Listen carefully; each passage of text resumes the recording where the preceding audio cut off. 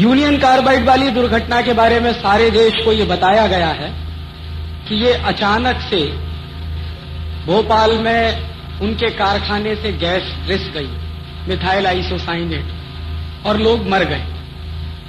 लेकिन उस union carbide के काम में बहुत गहरे में उतरा और इस कंपनी के बारे में बहुत केस स्टडी का काम मैंने किया मेरे विद्यार्थी जीवन में। और सच ये है कि भोपाल के कारखाने में 3 दिसंबर 1984 की रात को जो जहरीली गैस निकली थी वो अपने आप नहीं निकली थी, वो बाकायदा एक्सपेरिमेंट किया गया। भोपाल दुर्घटना एक्सीडेंट नहीं था, वो एक एक्सपेरिमेंट था। और वो एक्सपेरिमेंट क्या था? यूनियन कार्बाइड अमेरिका की कंपनी है और दुनिया में ऐसे अमीर देशों की ढेरों कंपनियां हैं जो हथियार बनाती। आपके देश में ये कंपनियां आती हैं, साबुन बेचती हैं, मंजन बेचती हैं, जूते चप्पल बेचती हैं, लेकिन ये कंपनियां अपने अपने देशों में बहुत ज्यादा हथियार बनाती हैं। और अमेरिका जैसे देश की आमदनी का सबसे बड़ा हिस्सा हथियार की बिक्री से आता है। इस देश की पूरी इकोनॉमी, अमेरिका की पूरी अर्थव्यवस्था हथियारों के व्यवसाय पर टिकी हुई है। तो हथियारों का व्यवसाय चलना चाहिए, ये उनकी हमेशा की जरूरत रहती। तो हथियारों का व्यवसाय कब चल सकता है? 2 ही तरीके से चलता है। या तो 2 देशों के बीच युद्ध चल रहा हो और उस युद्ध में वो हथियार बेचे जाएं, एक तरीका तो ये होता है। दूसरा तरीका ये होता है कि अगर 2 देशों के बीच ना होकर सारी दुनिया में कोई युद्ध चल रहा हो और उसमें हथियार बेचे जाएं। और आज के जमाने में सारी दुनिया में एक अघोषित युद्ध चल रहा है जिसको आप आतंकवाद कहते हो। ये जो आतंकवाद के लोगों को जो भी लगे हुए हैं उसमें, चाहे वो कश्मीर में हो, चाहे वो आसाम में हो, चाहे नागालैंड में हो, चाहे त्रिपुरा में हो, चाहे मणिपुर में हो, या किसी भी दूसरे देश के हिस्से में हो, इन सारे बड़े बड़े आतंकवादियों को हथियार भेजने का काम ऐसी ही कंपनियां करती हैं। एक बंदूक है, आपने उसका नाम सुना होगा, AK-47।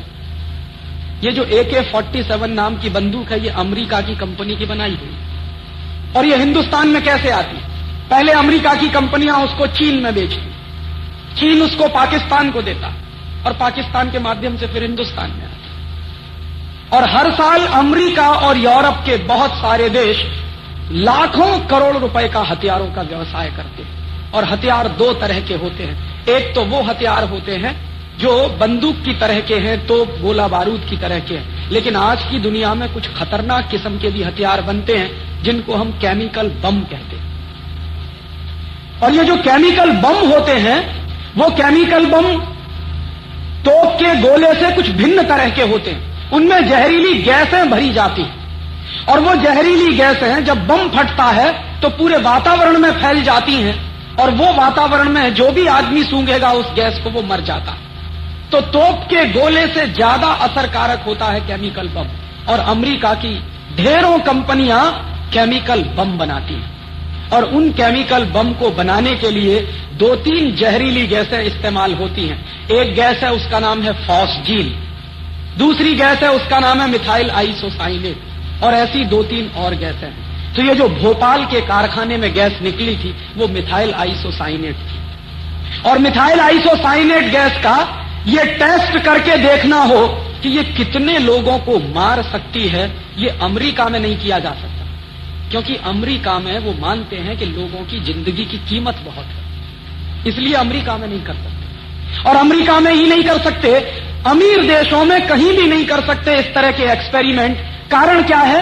कारण उसका एक सीधा साधा है कि उनके पर्यावरण के कानून बहुत सख्त हैं और सरकारों ने कुछ ऐसी व्यवस्थाएं बनाई हैं कि वहां के लोगों की हत्या नहीं होनी चाहिए कोई भी एक्सपेरिमेंट करने। तो ऐसी कंपनियां ऐसे प्रयोग करने के लिए, जहरीली गैसों के प्रयोग करने के लिए हिंदुस्तान जैसे देशों को तलाशते। और यही हुआ था भोपाल। मिथाइल आइसोसाइनेट गैस निकली और एक रात में 10,000 लोग मर गए और पिछले 12 साल में 5 लाख से ज्यादा लोग बुरी तरह से प्रभावित हुए। अभी भी मौत का तांडव चलता है भोपाल में। अभी भी लोग मरते हैं उस जहरीली गैस के असर से।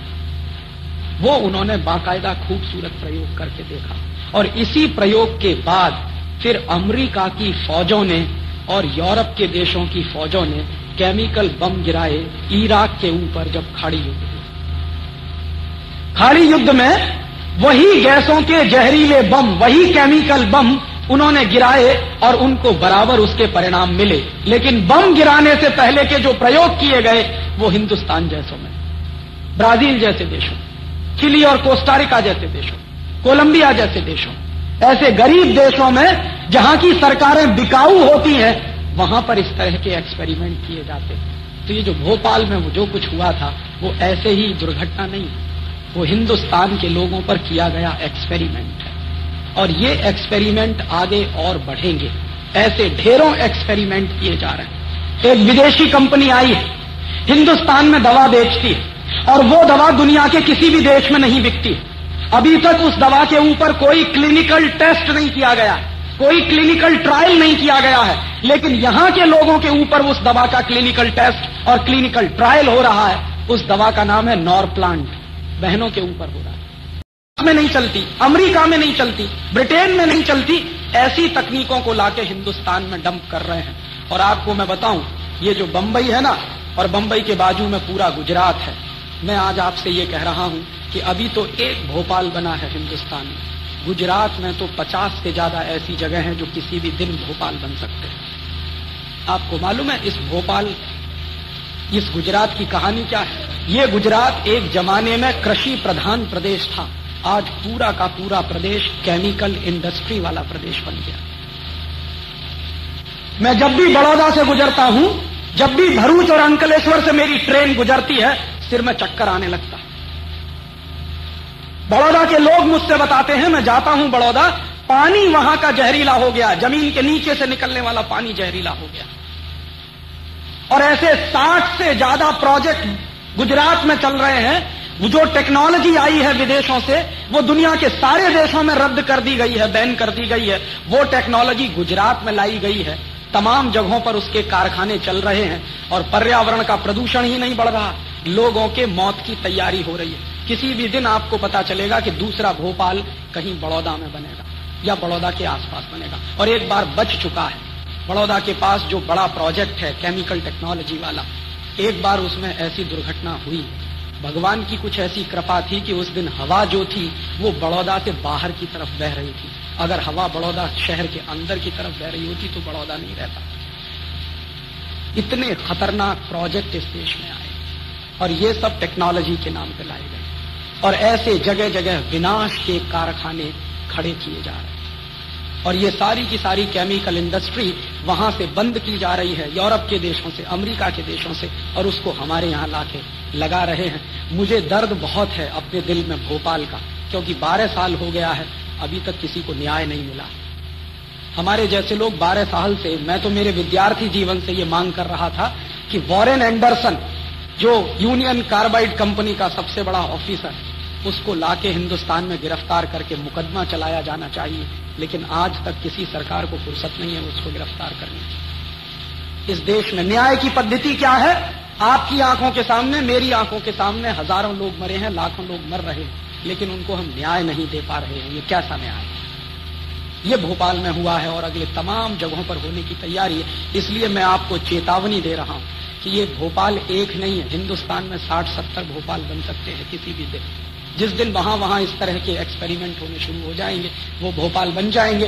क्योंकि वो मानते हैं कि हम और हमारे जैसे लोग तो विदेशी कंपनियों की लेबोरेटरी के चूहे हैं, हमारी तो कोई औकात नहीं है, हमारी तो कोई हैसियत नहीं है, मरे तो मर जाएं।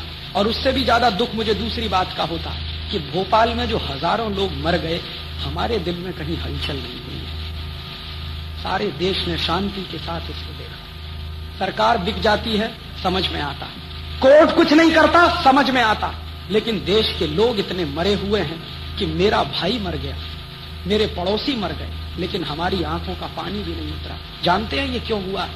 ये मैं मेरे भाषण में जो कह रहा, सिर्फ दुर्घटना नहीं है, भोपाल एक चेतावनी है कि अगले कुछ वर्षों में अगर हम नहीं जगे तो हिंदुस्तान में जगह जगह भोपाल बनेंगे।